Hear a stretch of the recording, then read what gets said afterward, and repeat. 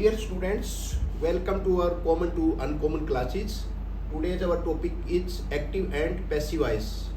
Let us start it. आज हम model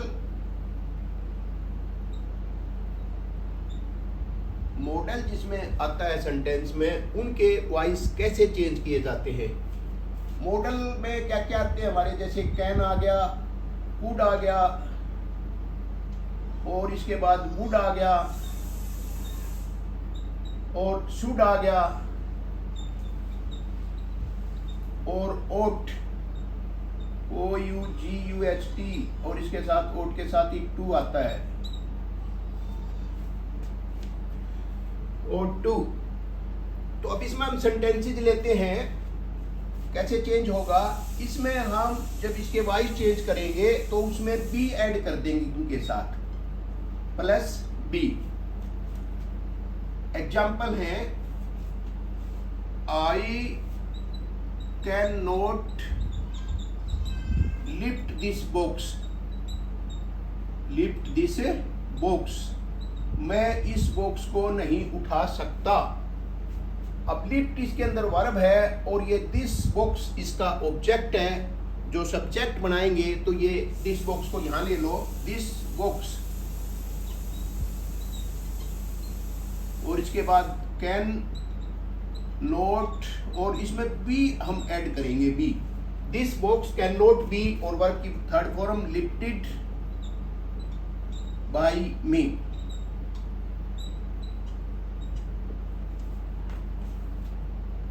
अब अगर कुड से कोई शुरू हुआ है सेंटेंस, इंटेरोगेटिव भी हो सकता है इसमें। कुड यू सॉल्व दिस सम,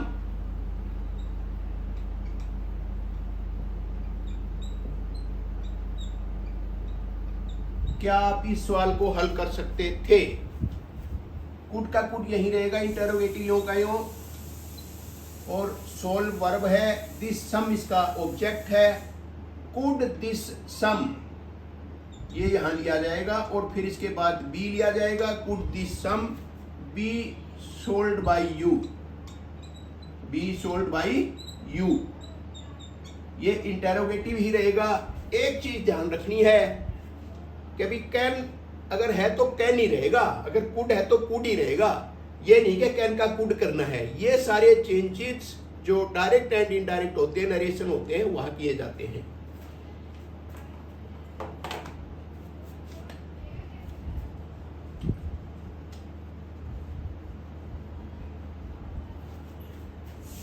अब और सेंटेंस लेते हैं।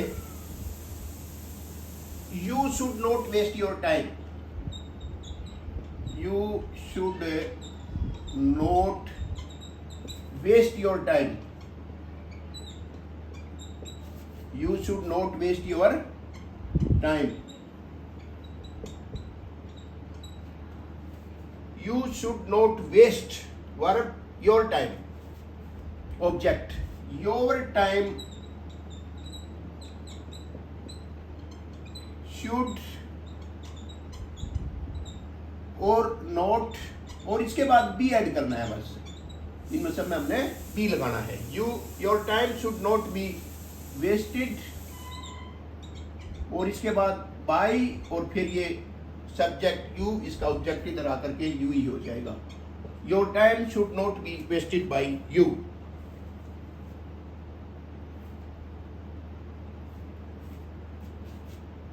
You ought to help the poor, help the poor, help verb the poor, the poor object है, इसको यहां ले आएंगे, सब्जेक्ट बनाएंगे। the poor ought to यों का यों आएगा, ये ध्यान रखना। जो इसके साथ प्रेपोजिशन है वो यों की यों रहेगी। ought to और ought to के बाद हमेशा टू आता है, ये वैसे भी ध्यान रखना हमें। द पुअर ought to, इसके बाद यहाँ हमने बी ऐड करना है। Be helped bye you, be helped bye you. The poor और टू बी हेल्प, और यहाँ बाई और फिर ये यू। ये जितने भी मॉडल्स आते हैं इनके साथ हमें बी लगा करके पैसिवाइज चेंज करना है।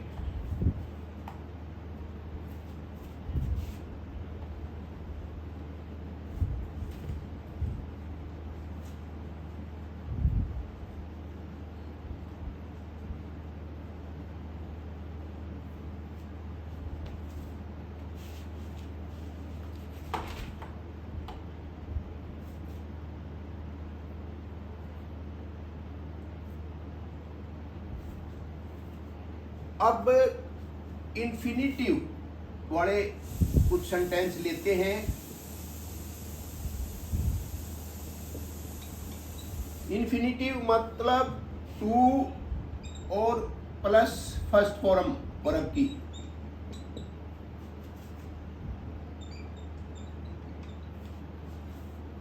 इसको कैसे करते हैं?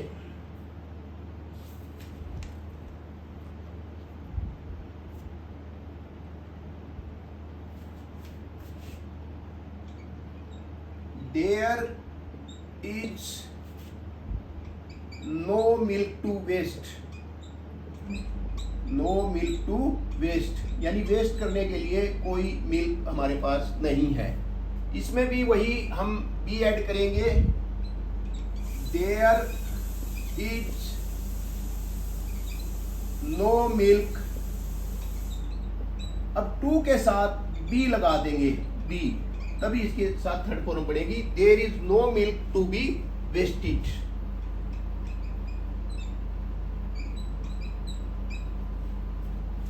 इसी तरीके से एक इन्फिनिटिव का सेंटेंस और लेते हैं। You have to finish your work.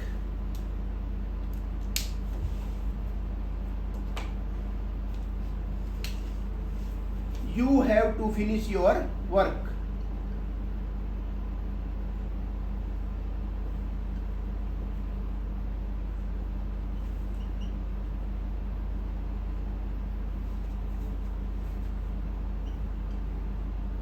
अब ये सेंटेंस का वॉइस कैसे चेंज होगा? फिनिश वर्ब है, योर वर्क, योर वर्क से स्टार्ट करेंगे। योर वर्क, और ये क्योंकि सिंगुलर है इसके साथ हैज आ जाएगा, हैज, और यहाँ हम टू यो कैन लगाएंगे और बी लगा देंगे इसके साथ। Your work has to be finished by you. Work की थर्ड फॉर्म फिनिश्ड बाय, और ये you. Your work has to be finished by you.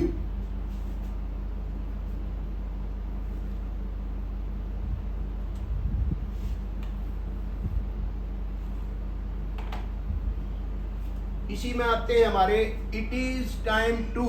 ये भी बड़ी इंपॉर्टेंट टाइप है। It is time to stop the work. Stop the work, अब काम को रोकने का समय आ गया है या हो गया है। इसको करेंगे इट इज टाइम, ये यों का यों लगेगा, इट इज टाइम। अब ये किस चीज का समय है? For the work. अब ये द वर्क इधर लेंगे, इसके साथ फॉर भी लगाएंगे इसमें। It is time for the work, for the work. और इसके बाद टू स्टॉप का टू और प्लस में बी इसमें साथ लगाएंगे, to be stop, third form है। It is time for the work to be stopped.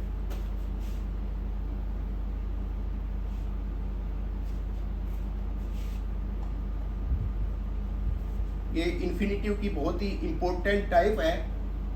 To होता है इसमें, टू और बी लगा के फिर वर्ब की थर्ड फॉर्म लगती है।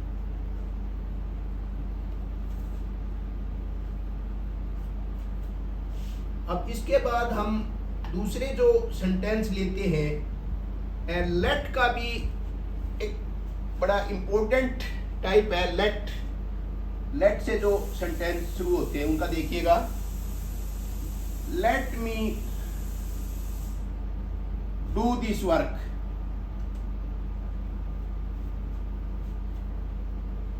Late me do this work.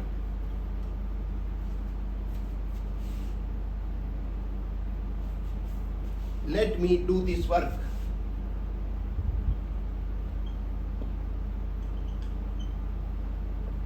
अब इसमें क्या होगा, let me do this work, let यूं का यूं आएगा, इसके बाद डू वर्ब है इसके अंदर और दिस वर्क ऑब्जेक्ट है। Let this work, let this work, इसके बाद यहां हम बी लगाएंगे, जो नई चीज जोड़ेंगे इसमें प्लस बी जोड़ना है इसमें। लेट दिस वर्क बी और इसके बाद डू की third form do did done और इसके बाद by me. Let this work be done by मी।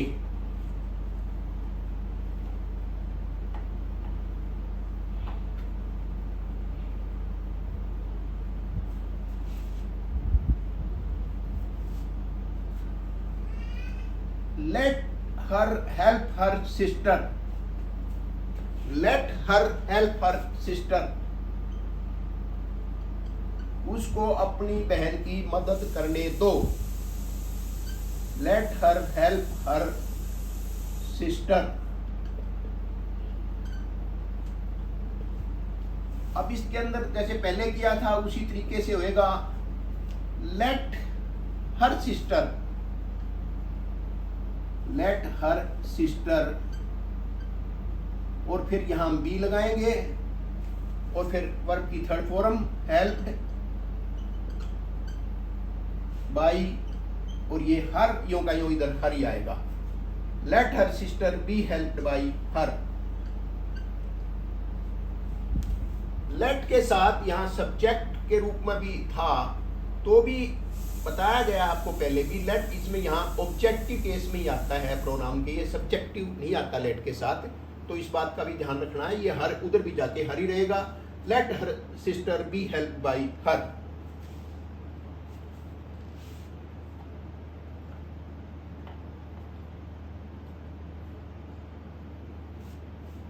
अब इसके बाद कुछ और इंपॉर्टेंट सेंटेंस हैं जिनको हम टिपिकल भी कह सकते हैं, वो देखिएगा।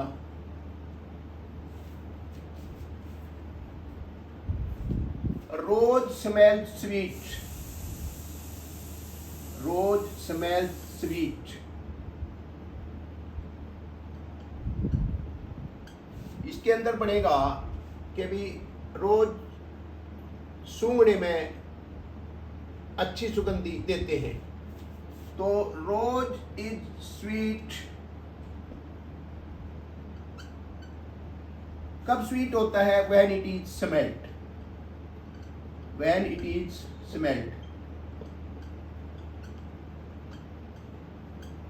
कई बार ये इट इज को छोड़ भी देते हैं, व्हेन स्मेल्ड भी लिख देते हैं, तो बाकी कोई ऐसी बात नहीं है, ये दोनों सही है। Rose is sweet, when it is smelled.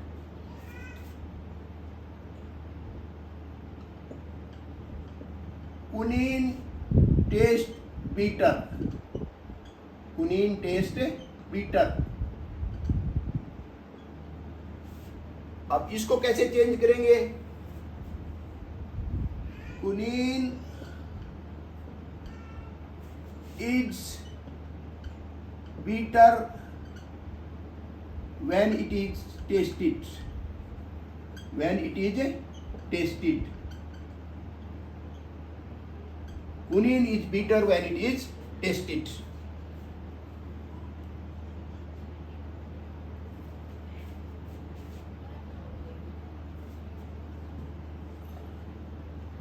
अब ऐसे भी सेंटेंस होते हैं जिनमें पहले प्रेपोजिशन लगी होती है, तो उसमें वो प्रेपोजिशन यूं की यूं लगी हुई रखनी है हमने, और आगे अपनी जो दूसरी प्रेपोजिशन लगनी है वो एज इट इज ही लगेगी। He looks after the poor, he looks after the poor, वह गरीबों की मदद करता है। अब ये looks प्रेजेंट इंडेफिनिट टेंस है, इसका हम वॉइस चेंज करेंगे, इज एम आर और अब थर्ड फॉर्म लगेगी। अब सबसे पहले ऑब्जेक्ट का subject, the poor, the poor, the rich, ये हमेशा बहुवचन में होते हैं, प्लूरल में होते हैं, सिंगुलर में नहीं होते। द पुअर अब इसमें ही जैमार लगना है तो आर, और इसके बाद लुक, इसकी third form, the poor are looked, और ये आफ्टर जो क्या तो इसके साथ लगा रहेगा, लुक आफ्टर देखभाल करना, ये इसके साथ लगता है, तो यहाँ में ये लगाए रखना है, the poor are looked after, और इसके बाद बाई, और इसके बाद ही का इधर आकर के हो जाएगा हिम। ये भी एक टाइप आती है कि जिसमें अगर प्रेपोजिशन लगी हुई है पहले तो वो यूं की यूं लगे रहेगी, और उसके बाद बाई हम लगाएंगे।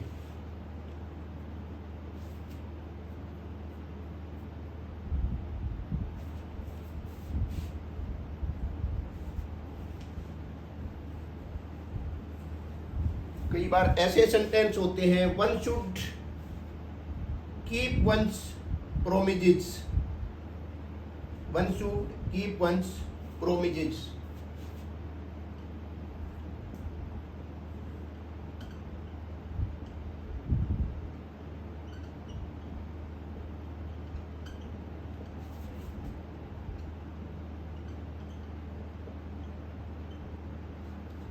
One should keep one's promises. अब इसके अंदर क्या होगा, वंस प्रोमिजेस ये अपने आप में खुद के ही होते हैं, तो प्रोमिजेस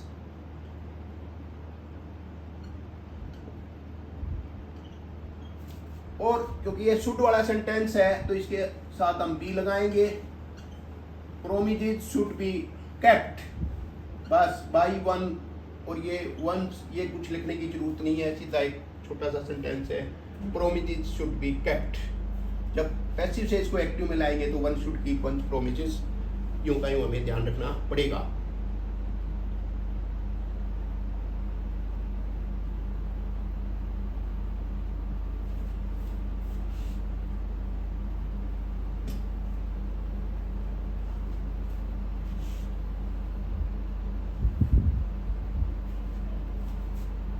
अब आगे टाइप है, he desires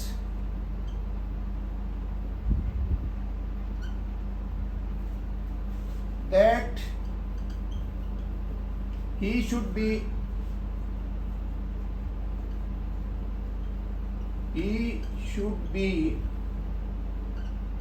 respected by all।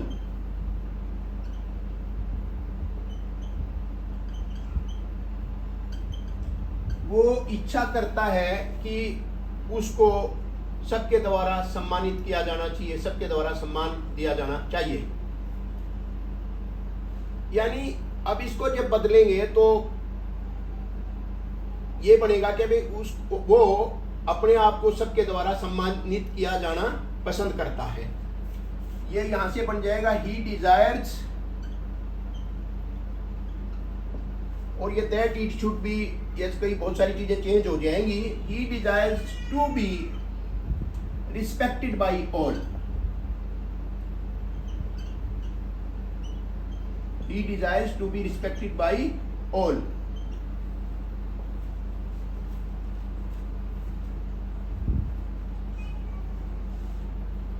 इसी तरीके का एक सेंटेंस है, he wants, वो चाहता है, he wants that he should be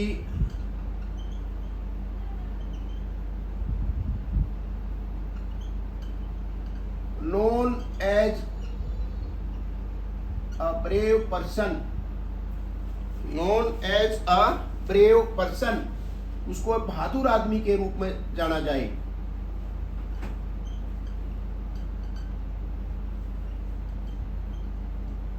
और वही चीज आएगी इसमें, he wants that he should be known as a brave person। अब इसमें he wants to be known, to be known, बस to be known अपना इसमें ऐड करना है, सारी चीजों को हटा के to be known as a brave person, वो एक बहादुर आदमी के रूप में जाना पसंद करता है, चाहता है। he wants to be known as a brave person।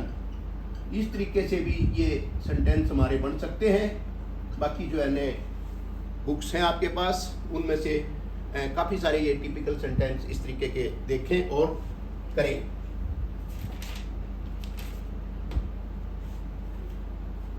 तो आज के हमारे टॉपिक में यहीं तक रहेगा।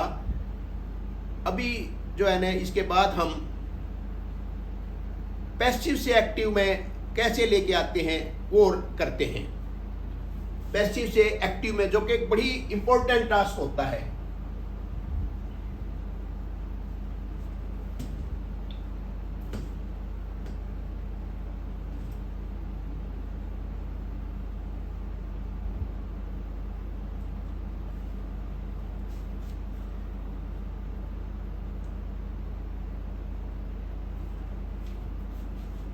अब ये वाक्य आया है जैसे by whom will the national flag by whom will the national flag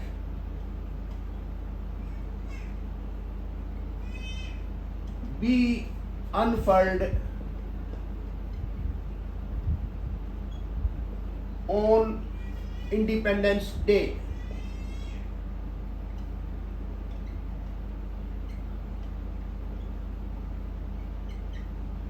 interrogative है।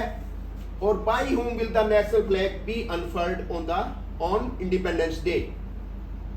इंडिपेंडेंस डे के ऊपर किसके द्वारा झंडा फहराया जाएगा?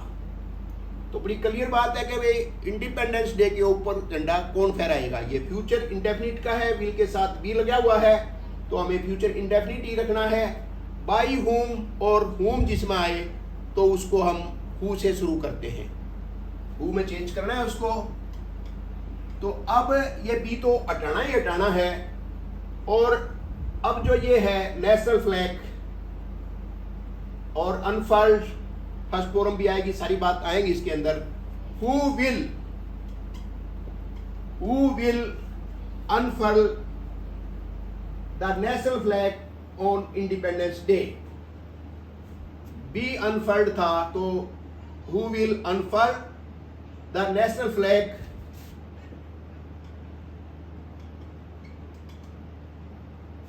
क्योंकि ये नेशनल फ्लैग ऑब्जेक्ट था जो कि यहां इसमें बीच में आगे चेंज किया हुआ है।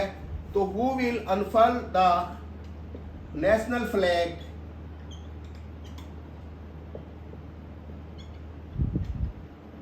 On independence day.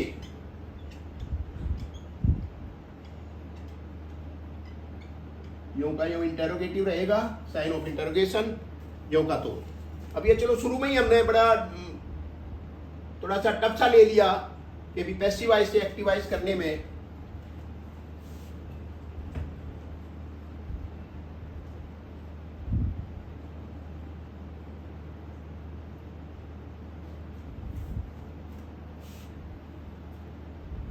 अब थोड़ा सा सिंपल सेंटेंस लेते हैं।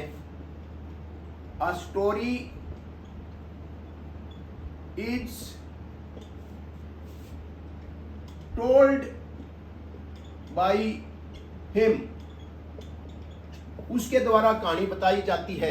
अब एक चीज इसमें ध्यान रखना है, इज एम आर और वाज वर के साथ अगर थर्ड फॉर्म आते हैं तो वो पैसिवाइज में होते हैं। वैसे तो इसमें बाई आया हुआ है, इसे भी हमें पता लग जाता है कि अभी ये पैसिवाइज है। और वैसे भी हमें ध्यान रखना है, इज एम आर और वाज वर के साथ अगर थर्ड फॉर्म आती है तो वो पैसिवाइज होते हैं। अब is told, a story is told by him, उसके द्वारा कहानी बताई जाती है। ये प्रेजेंट इंडेफिनिट टेंस का पैसिवाइज है। अब जब इसको वापिस करेंगे तो सारा एक्टिवाइज वाले रूल आ जाएंगे। पैसिवाइज वाले जो ये हेल्पिंग वर्ब है और चीजें ये हट जाएंगी, और उस टेंस का एक्टिवाइज कैसे बनता है उस तरीके से वो चीजें फिर हमें इसमें लानी पड़ेंगी। अब ये बाई हिम है तो ये ऑब्जेक्ट रखा गया है, इसका मतलब ये सब्जेक्ट था पहले, तो इसके अंदर हम इसका हिम का इधर लाकर करेंगे ही। और टोल्ड थर्ड फॉर्म है, तो क्योंकि ये प्रेजेंट इंडेफिनिट टेंस है तो इसमें वर्ब आएगा या वर्ब की फॉर्म के साथ फर्स्ट फॉर्म की साथ ऐसी आएंगे। क्योंकि ही सी इट एक वचन के साथ वर्ब में फर्स्ट फॉर्म और SEIS लगता है, तो ही। अब इसके बाद टेल तो है ही है, ही टेल्स अ स्टोरी। अब ये ऑब्जेक्ट सब्जेक्ट था, तो इसको वापस फिर ऑब्जेक्ट में रख देंगे, ही टेल्स अ स्टोरी। और इसको आप वापस बना के भी देख लो कि भी ये यही चीज बनती है क्या इसकी। अब ऑब्जेक्ट अ स्टोरी और प्रेजेंट इंडेफिनिट है, तो इसलिए इज और टोल्ड बाई और ये ही का हिम, तो सारा बिल्कुल सही है। इसी तरीके से है, आगे हम सेंटेंस करते हैं, why was the class, why was the class not attended by you.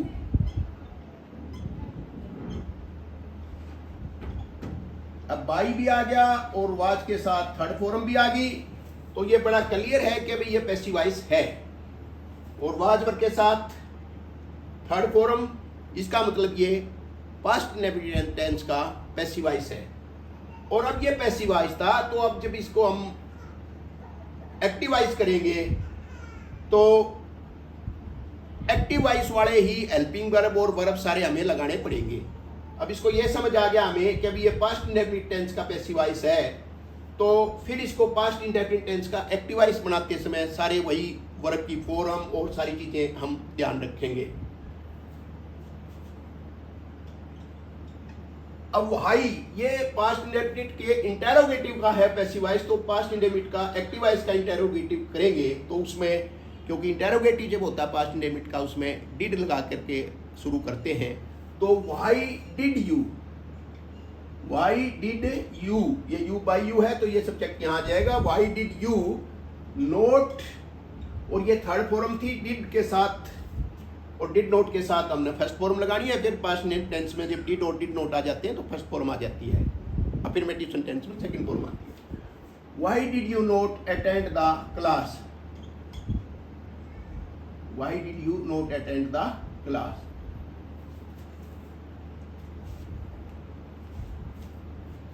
अब कुछ ऐसे सेंटेंस लेते हैं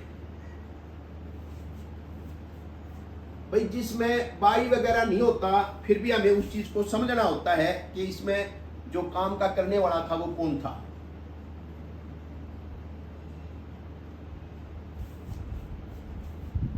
जैसे इंग्लिश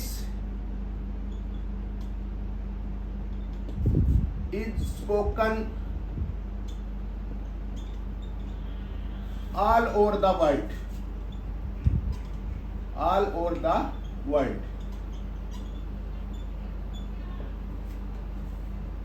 अब चाहे बाई नहीं भी लगा तो भी हमें ये लगभग पता लग जाता है कि अभी इज स्पोकन, इज एमआर के साथ वर्ब की थर्ड फॉर्म आई है, इसका मतलब ये पैसिव वॉइस है। और किसका पैसिव वॉइस है? प्रेजेंट इंडेफिनिट का। तो English is spoken all over the world, अब किसके द्वारा बोली जाती है? कौन बोलते हैं इंग्लिश? तो ये बाई पीपल हम लगाएंगे, और ये ऐसा हमें मान करके ही जब इसका सब्जेक्ट बनाना पड़ेगा यहाँ पे, तभी हमारा सेंटेंस कंप्लीट होगा। पीपल,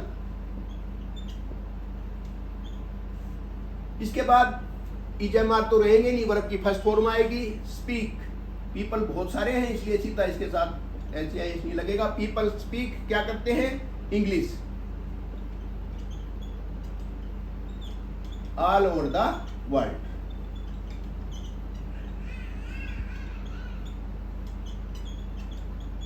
दुनिया के सब भागों में लोग इंग्लिश बोलते हैं। ये इसका इस तरीके से पैसिव वॉइस का हमने एक्टिव वॉइस कर दिया। अब और लेते हैं,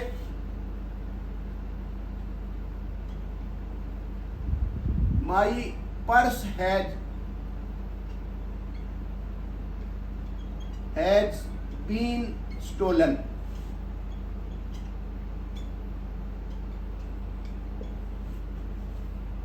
अब ये ध्यान रखना है कि भाई एक तो पहले तो टेंस देख लेते हैं। हैज बीन आया है तो हैज बीन और have been present perfect tense के पैसिव वॉइस में आते हैं, तो ये समझना है। और इसका मतलब ये है कि भाई मेरा बटुआ चुरा लिया गया है। अब चुरा लिया गया है तो बाई, अब पता तो है नहीं किसने चुराया है, तो इस तरीके से हम इसमें बाई समवन मान करके ऐसा इसका बना सकते हैं active, by someone.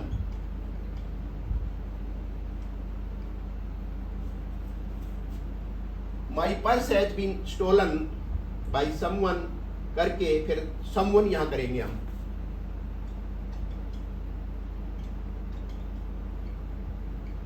Someone has, फिर वर्ब की थर्ड फॉर्म यूं क्यों आएगी, स्टोलन।